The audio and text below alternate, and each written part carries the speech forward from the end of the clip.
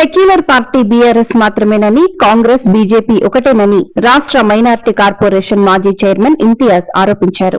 బాలసముద్రంలోని హన్మకొండ జిల్లా BRS party కార్యాలయంలో నిర్వహించిన మీడియా సమావేశంలో ఇంతియాజ్ తో పాటు మైనార్టీ నాయకులు నయీముద్దీన్, సయ్యద్ మసూద్, ఇస్మాయిల్, ఖలీల్, తస్లీం, గౌస్ ఖాన్, అహ్మద్, అబీద్ తదితరులు పాల్గొన్నారు. సమావేశంలో ఆయన మాట్లాడుతూ మైనార్టీల సంక్షేమాన్ని అమలు చేయటం, హక్కులను కాపాడటంలో రేవంత్ రెడ్డి విఫలమయ్యారని విమర్శించారు.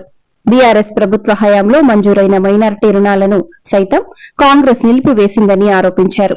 కాళోజీ కళాక్షేత్రం పేరును ఉర్దూలో సైతం అధికారికంగా ఏర్పాటు చేయాలని డిమాండ్ చేశారు. మహిళలకు కుటుంబిషన్లు అందజేసే కార్యక్రమాన్ని సైతం ఎగవేసిందని అన్నారు. మైనారిటీల మేలు కోరేది బీఆర్ఎస్ మాత్రమేనని ఇంతియాజ్ స్పష్టం చేశారు. నేషనల్ పార్టీ ఇప్పుడు మా మైనారిటీ గురించి ఏం చేయలేదు.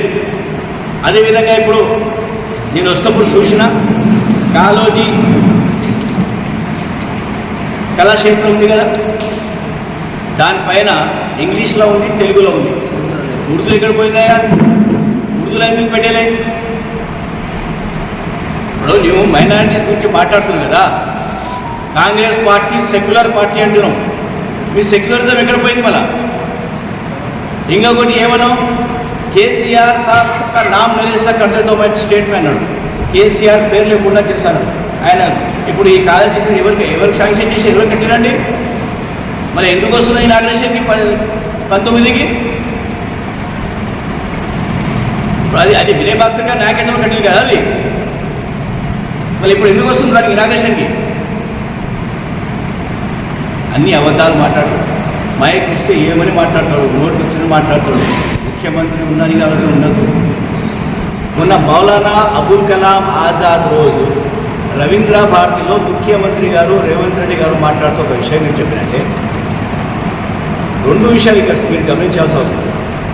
ఒకటి, ముస్లిమ్స్తో నేను నారాజు ఉన్నా, టికెట్ ఇచ్చినా మీరు గెలిపేయలేదని ఒకటి మాట మాట్లాడుతున్నాడు. మళ్ళీ ఏమంటున్నాడు?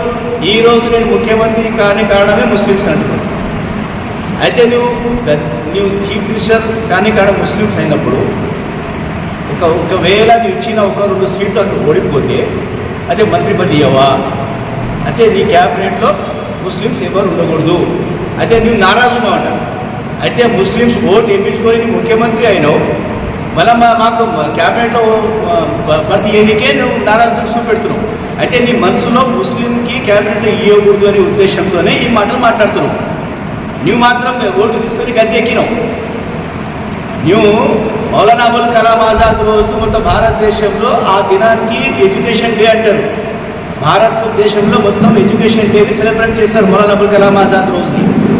ఆ రోజు నువ్వు కనీసం మేము ఏమనుకున్నామంటే మొత్తం తెలంగాణలో విద్యార్థులు, ముస్లిం ముఖ్యంగా మైనార్టీ విద్యార్థులు ఏం ఆశపడంటే మౌలానా అబుల్ కలాం ఆజాద్ రోజు ముఖ్యమంత్రి గారు వస్తున్నారు, మైనారిటీ డిక్లరేషన్లో ఏదైతే ప్రామిస్ చేసిండో ఆ డిక్లరేషన్ ఏదో ఒకటి మాకు అనౌన్స్ చేస్తాడని ఆశపడింది.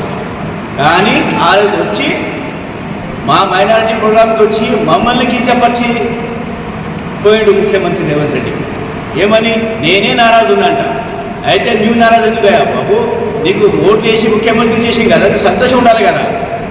ఇప్పుడు మా కేసీఆర్ గారు 2014లో ఫస్ట్ టైం గవర్నమెంట్ ఫామ్ చేస్తే మాకు ఎమ్మెల్యే ఉన్నా కూడా ఒక ఎమ్మెల్సీ చేసి డిప్యూటీ చీఫ్ మినిస్టర్ ఇచ్చిండు, రెవెన్యూ మంత్రి ఇచ్చిండు.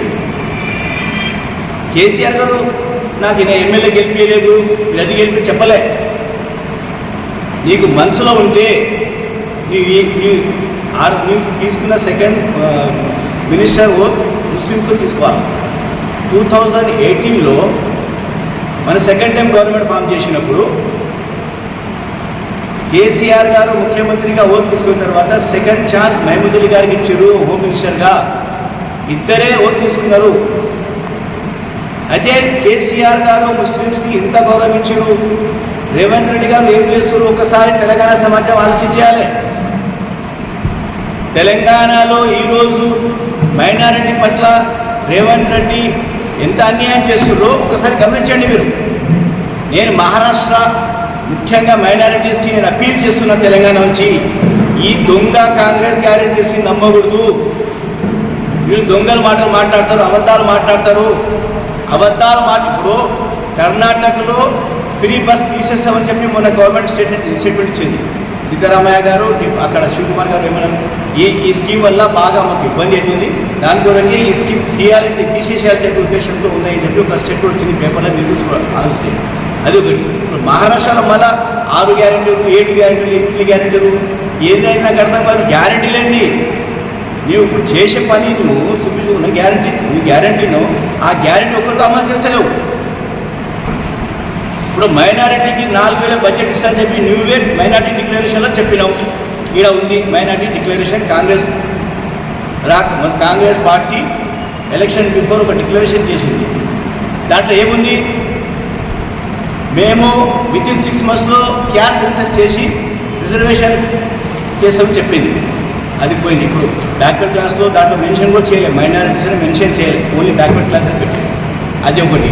తర్వాత 4,000 కోట్లు ప్రతి సంవత్సరం, మరి 1,000 కోట్లు అదనంగా సబ్సిడైజ్ లోన్స్ కొరకు, యూత్ కొరకు సబ్సిడైజ్ లోన్ పెడతామని చెప్పి ఒక 1,000 కోట్లు పెడతామని చెప్పింది. అయితే ఇంత 4,000 + 1,000 5,000 కోట్లు.